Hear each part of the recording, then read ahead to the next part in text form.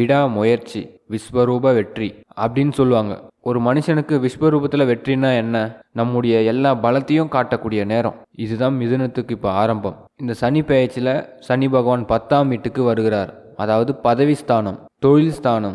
நம்ம எந்த தொழிலை கொண்டு சாப்பிட்றோமோ அந்த இடத்துக்கு வராரு. வீட்டில் ஒலை கொதிக்குதுன்னு சொல்லுவாங்க. இந்த ஒலை கொதிக்குதுன்னா அதுக்கு காரணம் இந்த 10வது வீடு தான். அதான் கர்மா. இந்த 10வது வீடு தான் நம்மளுடைய கர்மாவோட முதல் அடி. கர்மா எங்கே ஆரம்பிக்குது? எல்லாரும் கொஞ்சம் யோசிச்சு பாருங்க. பிறந்த குழந்தைக்கு கர்மா வருமா? வராது. வளர்ந்த உடனே வராது. கல்யாணமே பண்ணாலும் கர்மா வராது. ஆனால் என்னைக்கு அவன் சம்பாதிக்க ஆரம்பிக்கிறானோ அன்னைக்கு கர்மா உண்டாகும். ஏன்னா நம்ம சம்பாதிக்கிற பணத்தில் தான் நல்லதும் இருக்கும் கெட்டதும் இருக்கும். ஒருத்தவங்களுடைய கெட்ட வார்த்தைகளும் இருக்கும், நல்ல ஆசீர்வாதமும் இருக்கும். நீங்கள் மலேசியாவில் இருந்தாலும் சரி, சிங்கப்பூரில் இருந்தாலும் சரி, நீங்கள் அமெரிக்காவில் இருந்தாலும், லண்டனில் இருந்தாலும், கனடாவில் இருந்தாலும், இலங்கையில் இருந்தாலும், தமிழ்நாட்டில் இருந்தாலும், எங்கே இருந்தாலும் ஏதோ ஒரு கரன்சி நம்ம வாங்குவோம். நம்மளுடைய தொழிலில் சம்பாதிக்கும் போது அந்த கரன்சி வாங்கும்போது நம்ம உழைச்ச உழைப்புக்கு உண்மையாக அந்த கரன்சி இருக்கான்னு பார்க்கணும். இல்லை இது யாராச்சும் நோகடிச்சு வாங்கணுமா, யாரையாச்சும் சங்கடப்படுத்தி வாங்கணுமா, இல்லை யாரையாச்சும் வருத்தப்பட வச்சு வாங்கணுமா அப்படின்னு முடிவு பண்ணும்போது அந்த கரன்சியில் தெரியும். நம்ம மனசாட்சிக்கு மட்டும் தெரியும். நம்ம வாங்கின இந்த சம்பளத்தில் நம்மளுடைய உழைப்பு 70% தான் இருக்குது, மிச்சம் 30% வேறு ஒருத்தவங்களுடைய தான் இருக்கும். அதில் 20% ஏமாத்தம் இருக்கும். ஆனால் இந்த தடவை பர்சன்டேஜ் கம்மியாக இருந்தாலும் அடுத்த தடவை அதிக பர்சன்டேஜ் காமிக்கணும். அதை பண்ணாமல் வெறும் 30% உழைப்பையே போட்டுட்டு வந்தால் அந்த 70% உழைப்புக்கு கர்மா விளைவிக்கும். அங்கே தான் கர்மா ஸ்டார்ட் ஆகும். மறக்காமல் லைக் பண்ணுங்கள், சப்ஸ்கிரைப் பண்ணுங்கள், பெல் ஐக்கனை கிளிக் பண்ணுங்கள். கமெண்ட்டில் சொல்லுங்கள் நீங்கள் ரசில் என்ன நட்சத்திரம்னு சொல்லிவிட்டு உங்களுக்கு பிடிச்ச கடவுள் பேரை கமெண்ட்டில் சொல்லுங்கள். உங்கள் குடும்பத்தில் உள்ள ராசிக்காரர்களுக்கு சனி பெயர்ச்சி வீடியோவை ஷேர் பண்ணுங்கள். அப்போ இந்த 10வது இடத்துக்கு வராரு சனி பகவான். இப்போ என்ன பண்ணுவார்? நம்ம இது வரைக்கும் என்னென்னலாம் வேலை பார்த்தோம், ரொம்ப சிம்பிள், அவ்வளோதான். நம்ம கணக்கெல்லாம் எடுத்து பார்ப்பார். இது வரைக்கும் காட்டின கணக்கும் இருக்கிற கணக்கும் ஒன்றா? இந்த கணக்கு இப்போ அவருக்கு தெரிஞ்சிடும். சப்போஸ் நம்ம ஒரு பொய் கணக்கே எழுதியிருந்தாலும், ஒரு பொய்யோ ஒரு விஷயத்தை செஞ்சுருந்தாலும், இப்போ 10ஆம் வீட்டுக்கு வரும்போது அந்த குருவோட வீட்டுக்கு வரும்போது உங்கள் ராசிக்கு அதிபதி நீச்சம், அங்கே பவர் இல்லை. உங்களுடைய ராசியோட அதிபதி யார்? புதன். அவர் அங்கே பவர் இல்லாமல் இருக்கார். அப்போ யாராச்சும் உங்களுக்கு ஒரு குருமார்கள் உங்களுக்கு வழிகாட்டுவாங்க. மிதுன ராசிக்காரங்களுக்கு சனி பகவான் உங்களுக்கு ஏதாச்சும் ஒரு பிரச்சனை கொடுக்குறாருன்னா, சனி ஒரு தர்ம சங்கடமான ஒரு சுச்சுவேஷனை கொடுக்குறாருன்னா, அது நீங்கள் சம்பாதிக்க மூலிமா தான் கொடுப்பாரு. அதனால் நீங்கள் எங்கே வேலை பார்த்தாலும் சரி, சில பேர் சொல்லுவீங்க நான் ஓனராக தானே இருக்கேன், எங்கே வேலை செய்கிறேன்னு. இல்லை, நீங்கள் தான் பெரிய வேலைக்காரரே. ஒரு ப்ராடக்டை உற்பத்தி பண்ணி நம்ம விற்கிறோம் அப்படின்னா நம்ம எஜமானர்கள் தான் வாங்குகிற பீப்புள்ஸ். பொதுமக்கள் தான் எஜமான்கள். ஒரு எஜமான் ஒரு பொருளை வாங்கலாம் நம்ம ஏழையாக போயிடுவோம். அப்போ அந்த எஜமானங்களுக்கு நம்ம விசுவாசமாக இருக்கணும். ஒரு ஹோட்டல் வச்சுருக்கோன்னா நம்ம ஓனராக கூட உட்காந்துருக்கலாம். கல்லாப்பட்டியில் உட்காந்துங்கிறவங்க ஓனர் கிடையாது, நல்லா தெரிஞ்சுக்குங்க. சாப்பிட்றவங்க தான் ஓனர். அவங்க வராது போயிட்டா கல்லாப்பட்டியில் உட்காந்துருக்கிற நிலைமை என்ன ஆகும்? டேக்ஸ் கட்ட முடியாது, கரண்ட் பில்லு கட்ட முடியாது, வாடகை கட்ட முடியாது, உங்கள் இடத்துல வேலை பார்க்குறவங்களுக்கு சம்பளம் கொடுக்க முடியாது, எதுவுமே பண்ண முடியாது. அப்போ நம்ம ஓனர் யார்? வரக்கூடிய வாடிக்கையாளர்கள்.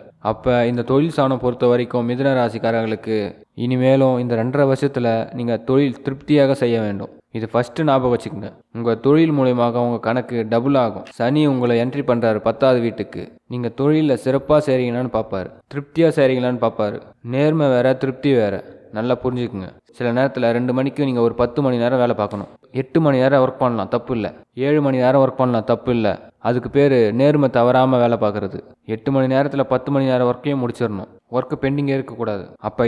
அப்போ இதெல்லாம் தான் தொழில் ரகசியம். சோம்பேறித்தனம் ஒரு மனுஷனோட வாழ்க்கையில் 10 ஆண்டுகள் சமமாயிடும். நீங்கள் லைஃப்பில் யாரை வேணா எடுத்துக்கங்க. ஒரு பிஸ்னஸில் ஒருத்தர் ஃபெயிலியர் ஆகிட்டாங்கன்னா அவருக்கு முதல்ல சோம்பேறித்தனம் இருக்குன்னு அர்த்தம். அவர் தொடர்ந்து வேலை பார்க்க மாட்டாருன்னு அர்த்தம். அடுத்தது, ஒரு நல்ல வேலை கிடைக்கல சார், பிஸ்னஸ் அவருக்கு சக்ஸஸ் ஆகலை சார் அப்படின்னா அந்த பிஸ்னஸில் வேலையில் ஈடுபாடு இல்லைன்னு அர்த்தம். சிவன் கோயில் வாசலில் பிச்சையே எடுத்தாலும் கூட அம்மா நீங்கள் நல்லா இருப்பீங்க அப்படின்னு எடுக்கணும். போடுறவன் நிம்மதியாக போடுவாங்க.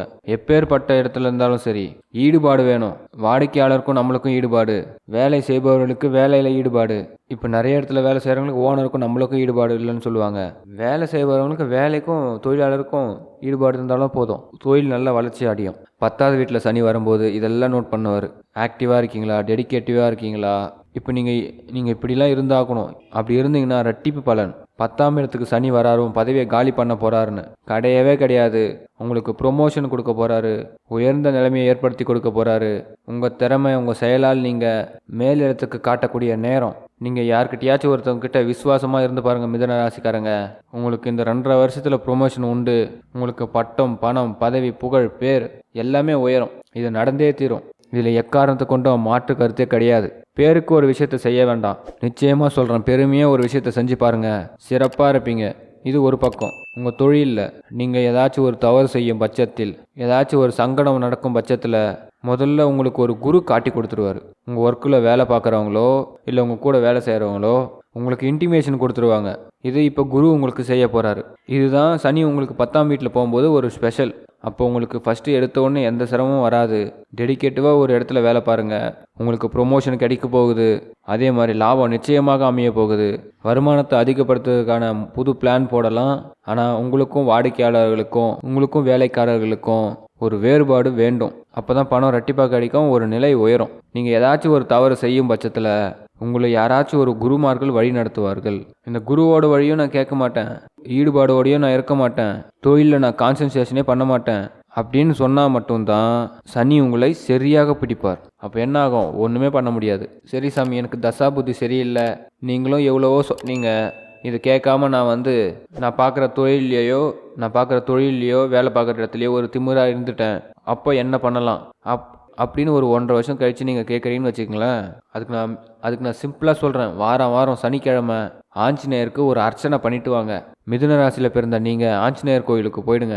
10ஆம் இடத்துல இருக்கக்கூடிய சனி உங்களுக்கு பதவி உயர்வை வாங்கி கொடுப்பார். அனுமான் உங்களுக்கு நல்ல ஞானத்தை கொடுப்பார், தைரியத்தை கொடுப்பார். ஒருத்தவங்களை எதிரியாக்குறத விட அவங்களுக்கு சமமாக உட்கார்ற மனநிலையை வாங்கி கொடுப்பார். நல்லா கவனிங்க, மனுஷன் எதிர்க்கக்கூடாது. அவனுக்கு சமமாக நம்ம உட்காரத்துக்கு நம்ம மனசு சமப்படுத்தணும். நம்மளை ஒருத்தர் கீழே பிடிச்சி தள்ளிட்டான், சங்கடப்படுத்திட்டான், அவமானப்படுத்திட்டான், அவனை உண்டு இல்லைன்னு பார்க்குறேன் ஐயா, வெட்டி அவனை போட்டுறேன் ஐயா அப்படிலாம் நம்ம நினைக்கக்கூடாது. அவன் எந்த ஸ்டேஜ்லேருந்து நம்மளை பண்ணானோ அதே நிலைக்கு நம்ம வரணும். அவன் ஒரு ஓனராக இருந்தால் நம்மளும் ஓனராக வரணும்.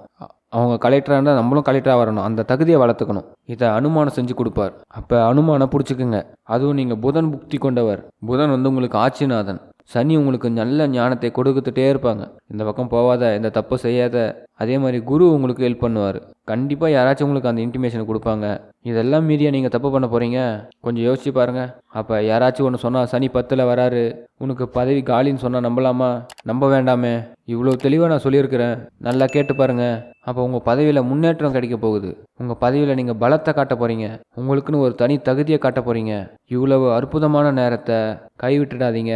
நீங்கள் இந்த நேரத்தை கைவிட்டுட்டா இறைவனும் உங்களை கைவிடுவான். கரெக்ட் தானே?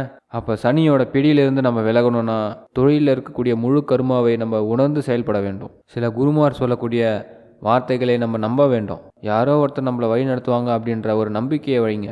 மிதுன ராசிக்காரங்களே, சிறிது அளவு கூட உங்களுக்கு கெட்டது நடக்காது. சனி உங்களை கெடுக்க மாட்டார், உயர்ந்த நிலையை கொடுக்க போறார். வாழ்த்துக்கள். மறக்காமல் லைக் பண்ணுங்கள். நீங்கள் மிதுன ராசியில் என்ன நட்சத்திரம்னு கமெண்ட் பண்ணுங்கள். எந்த கோவிலுக்கு சென்று எந்த தெய்வத்தை வணங்குறீங்கன்னு சொல்லிட்டு கமெண்ட்டில் சொல்லுங்கள். அப்படியே சப்ஸ்கிரைப் பண்ணிவிட்டு பெல் ஐக்கனை கிளிக் பண்ணிவிடுங்கன்னு தெரியும். உங்கள் குடும்பத்தில் உள்ளவங்க எந்த ராசின்னு சொல்லிட்டு சனி பயிற்சி வீடியோவை ஷேர் பண்ணுங்கள். நீங்கள் மிதுன ராசிக்காரங்க ஒரு 500 லைக் பண்ணுங்கள். நன்றி.